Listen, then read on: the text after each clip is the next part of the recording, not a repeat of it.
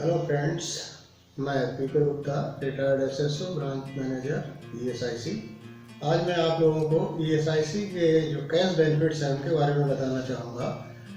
और उससे पहले मेडिकल बेनिफिट जो ईएसआई प्रदान करती है उसमें आपको जो कंट्रीब्यूशन आप 0.75% से 0.75% जो कंट्रीब्यूशन आप मंथली अपनी सैलरी का देते हैं, उसके बदले में पूरे परिवार को आपको इलाज मिलता है। परिवार फैमिली मीन्स आपके वाइफ, आपके बच्चे जो कि 21 ईयर्स से बिलो हैं, और आपके पेरेंट्स यदि उनकी इनकम 5,000 रुपये पर मंथ से कम है, तो ये फैमिली के डेफिनेशन में आता है और उनको medical treatment free of cost मिलता है। अब कैश बेनिफिट की बात में सबसे पहले सिकनेस बेनिफिट की बात आपको बताऊंगा कि इसमें कौन लोग इंटाइटल होते हैं। सबसे पहले इंश्योर्ड पर्सन होना अनिवार्य है। अंडर सेक्शन 29 में आप एक इंश्योरेबल एम्प्लॉयमेंट में होना चाहिए और आप रेगुलरली अपना कंट्रीब्यूशन एम्प्लॉयर के थ्रू जमा करते रहें, तो इससे आपका एंटाइटलमेंट सिकनेस बेनिफिट के लिए बनता है। सिकनेस बेनिफिट में चूँकि ये कैश बेनिफिट है, इसलिए आप डेट ऑफ अपॉइंटमेंट से आप 9 मंथ तक किसी भी कैश बेनिफिट के लिए एंटाइटल नहीं होते हैं, एक्सेप्ट टेम्परेरी डिसेबलमेंट बेनिफिट। तो अभी मैं सिकनेस बेनिफिट के बारे में आपको बताऊंगा कि सबसे पहले आपका रजिस्टर्ड होना जरूरी है, इंश्योरेंस नंबर होना जरूरी है, और 9 मंथ आपका इसमें वेटिंग पीरियड होता है। 9 मंथ के बाद में आप एलिजिबल हो जाते हैं अपना कैश बेनिफिट लेने के लिए, जो कि सिकनेस के दौरान आपको मिलता है। सपोज आप ड्यू टू सिकनेस अपनी ड्यूटी नहीं जा पा रहे हैं और आपको ऐसी दशा में मेडिकल सुविधा प्रदान करती है ईएसआईसी। ईएसआईसी के द्वारा आप जो एथराइज्ड डिस्पेंसरी आपको है, आप वहां पर जाएंगे, अपने को आप स्वयं को डॉक्टर के समक्ष प्रस्तुत करेंगे और आपको वो सिकनेस से संबंधित आपकी डायग्नोसिस को करेक्ट डायग्नोसिस फाइंड आउट करके वो आपको दवाइयाँ फ्री ऑफ कॉस्ट देगा। और उसके बाद आपको एक रेगुलेशन सर्टिफिकेट जो फॉर्म 7 के रूप में होता है, उसमें वो फर्स्ट सर्टिफिकेट को आपको प्रदान करेगा और आफ्टर 2 डेज आपको फिर बुलाएगा कि आपकी इस हेल्थ पोजीशन क्या है। अगर वो समझता है कि आप अभी फिट नहीं है ड्यूटी पर जाने के लिए, तो वो आपको 1 हफ्ते का रेस्ट एडवाइस करता है। आफ्टर 1 वीक यदि आप अभी भी स्वस्थ नहीं हुए हैं, तो आप अगेन विजिट करेंगे डिस्पेंसरी को, और डिस्पेंसरी आपको जो आईएमओ है वो आपको चेक करके आपके हेल्थ के बारे में आपको मेडिकल रेफरी को रेफर कर सकता है, और या स्वयं भी वो एक अगेन C10 यानी कि फॉर्म जो अंतरिम है वो इंटरमीडिएट सर्टिफिकेट आपको इशू कर सकता है। उसके बाद में आपको वो जितने दिन के बाद में जो भी डेट आपको देगा, इतने दिन की दवा खानी और फिर दिखाना है, उसके बाद में वो आपको फिटनेस सर्टिफिकेट देगा कि अब आप काम पर जाने के योग्य हो गए हैं और आप काम पर जाएंगे, fit for duty from this date. तो ये एक सर्टिफिकेशन है। अब यहाँ पे इसमें आपको 2 कॉपी में ये मिलता है। फर्स्ट कॉपी इसको विदिन 3 डेज आपको ब्रांच ऑफिस संबंधित जो आपका ब्रांच ऑफिस है उसमें आपको जमा करना होता है, और उसकी सेकंड कॉपी आपको नियोजक को देनी होती है, ताकि ये पता लगे कि आप due to this diagnosis you are not in position to attend the office. और इस संदर्भ में मैं एक आपको बहुत ही अच्छी बात बताने जा रहा हूँ कि ये जो रेगुलेशन सर्टिफिकेट जो ईएसआई डिस्पेंसरी द्वारा इशू होता है, ये इंडिया की कोर्ट में भी वैलिड होता है। मतलब इस ग्राउंड पे यदि आप नियोजक को सूचना दे रहे हैं और ब्रांच ऑफिस को रेगुलरली उसको टाइमली 3 दिन के अंदर सबमिट कर रहे हैं, तो इट मीन्स आपको कोई भी एम्प्लॉयर इस ग्राउंड पे टर्मिनेट नहीं कर सकता। ये बहुत बड़ी प्लस पॉइंट है।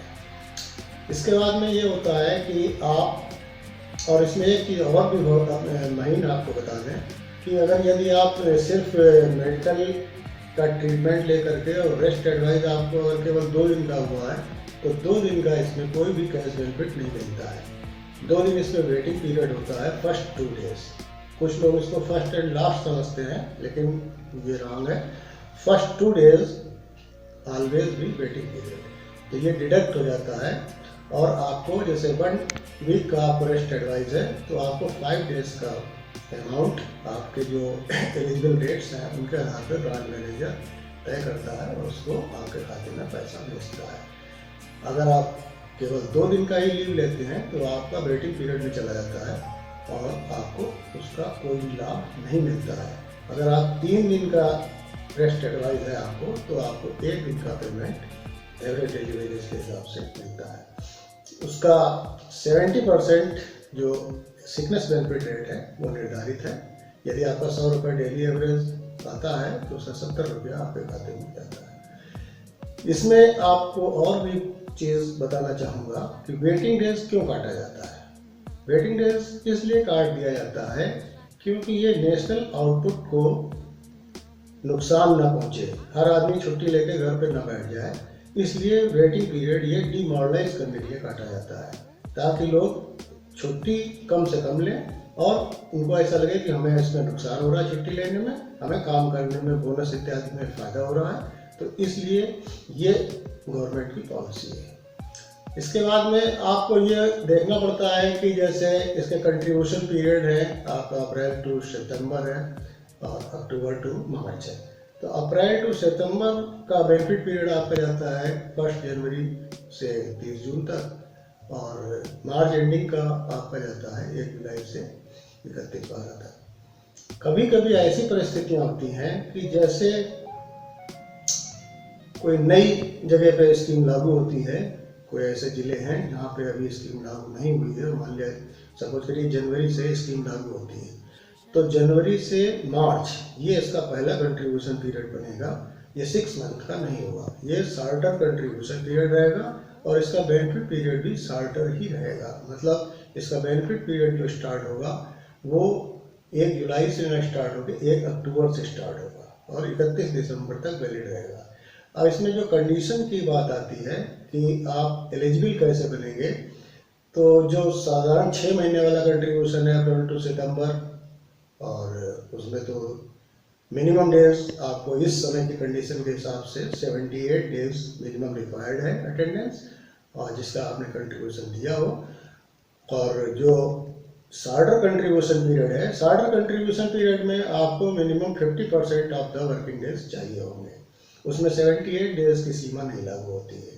तो ये एक चीज़ है, आपका प्लस पॉइंट है, इससे आपको बेनिफिट मिलता है। लेकिन यदि आप विदाउट पे अपनी कंपनी में हैं तभी आपको भुगतान ये प्राप्त होगा। अगर आप वहाँ पर ड्यूटी भी कर रहे हैं, दवाई करने के बाद में आप रेस्ट एडवाइस है और रेस्ट एडवाइस न करके आप ड्यूटी पे कर रहे हैं तो ये एक रॉन्ग डिक्लेरेशन होगा और इसमें IPC 420 सेक्शन 85 भी आपके ऊपर लागू होगी। तो आप इसका बेनिफिट अधिक से अधिक ले सकते हैं और इसके लिए ब्रांच मैनेजर फॉर्म 10 इशू करता है जो कि एक कॉन्फिडेंशियल फॉर्म होता है जो एम्प्लॉयर बताता है कि ये इंश्योर्ड पर्सन इनमें से इतने तक छुट्टी चला है और इसका हम भुगतान करना चाह रहे हैं, तो एम्प्लॉयर उसकी सूचना गोपनीय तरीके से देता है।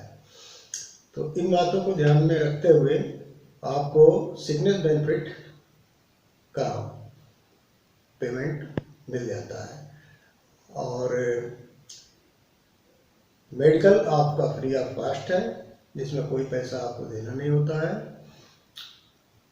ये वीडियो आपको अच्छा लगा हो तो लाइक करें और सब्सक्राइब अवश्य करें ताकि नए नए वीडियो हम बनाने के लिए प्रोत्साहित हो सकें। Thank you.